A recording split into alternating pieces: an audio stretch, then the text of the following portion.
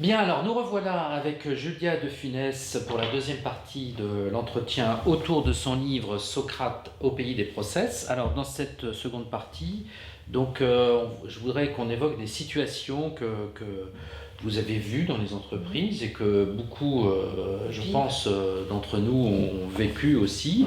Alors la première que vous évoquez, c'est le processus d'enregistrement des visiteurs à l'entrée d'une entreprise. Alors est-ce que vous pouvez nous raconter? Oui, parce que je rentre souvent dans des grosses entreprises pour le coup, et donc il y a un hall magnifique avec un desk, un bureau d'accueil, et puis là il y a en général 5-6 personnes, c'est comme un jury de thèse, on se sent intimidé, et puis là, en l'occurrence c'était une entreprise dans laquelle je travaillais depuis de longues années, et donc je venais au moins une fois par semaine depuis 3-4 ans. Et la personne du bureau, je la connaissais très bien, et enfin je la connaissais très bien au sens où elle connaissait mon visage et je connaissais le sien, mais la procédure, le process, c'était de présenter sa carte d'identité à l'accueil, c'est la procédure.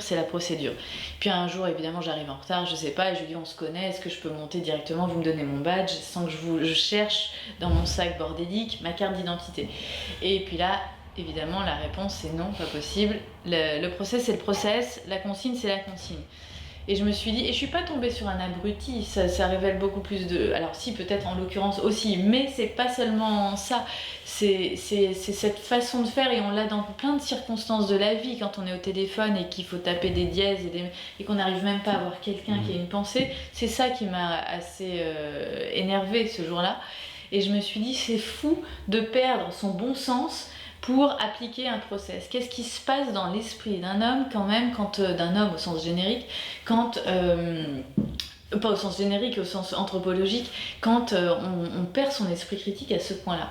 Et évidemment, ça m'a fait penser à Michel Foucault et à ce qu'il décrit dans Surveiller et punir, sur les procédures, sur la discipline, ce qu'il appelle les normes disciplinaires, c'est-à-dire une sorte d'assujettissement des esprits et des corps qui sont rendus dociles par des normes, par des techniques de comportement. Et c'est exactement ce que je retrouvais. Je me disais, mais c'est vraiment un génie ce Foucault, parce que en lisant, on a l'impression de décrypter cette réalité. Mais c'est grave parce que l'esprit de l'individu s'évapore.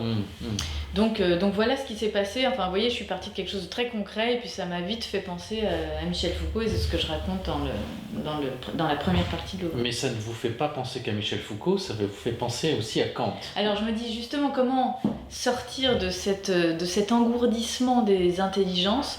Et là, évidemment, j'essaye de trouver des perspectives qui permettent d'échapper à ces travers-là.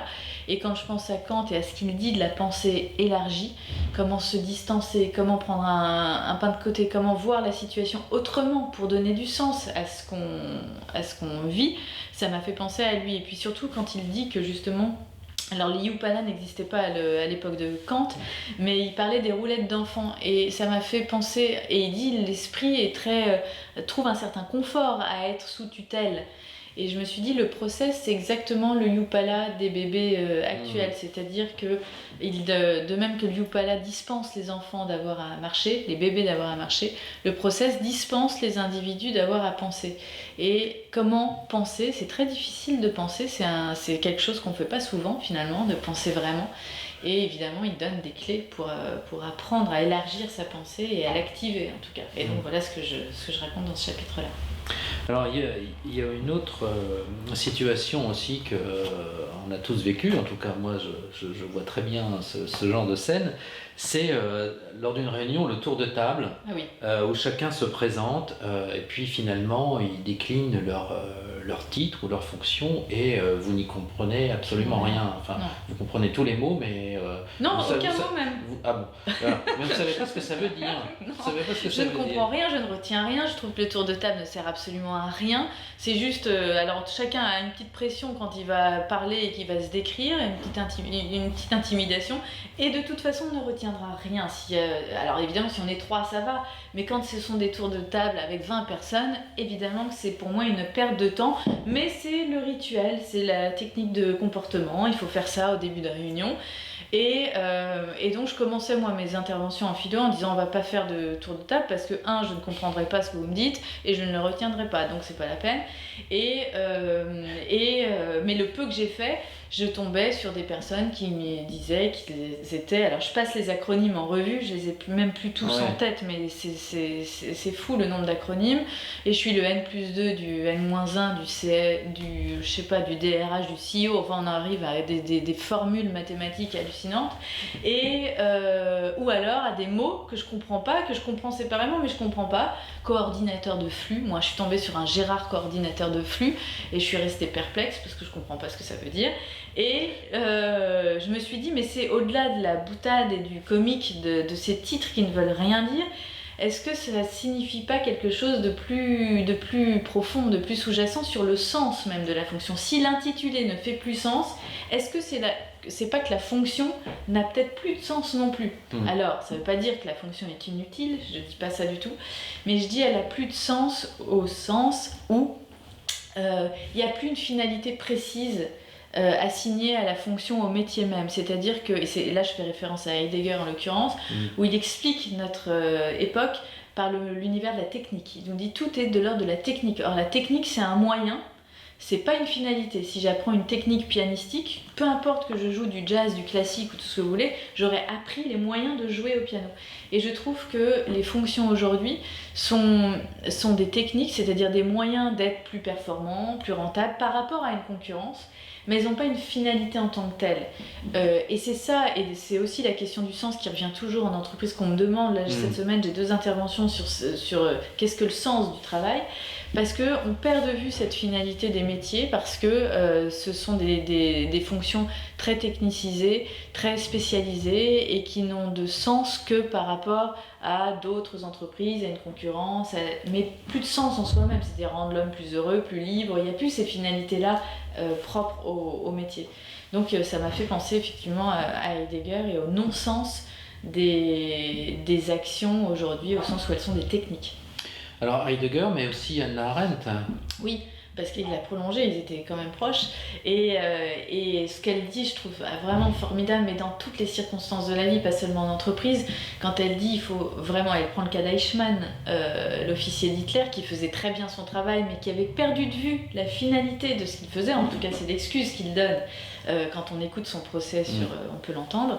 Et donc, je trouve fantastique la façon dont elle a de toujours ramener au sens de ce qu'on fait, à la finalité de ce qu'on fait. Et évidemment, elle donne...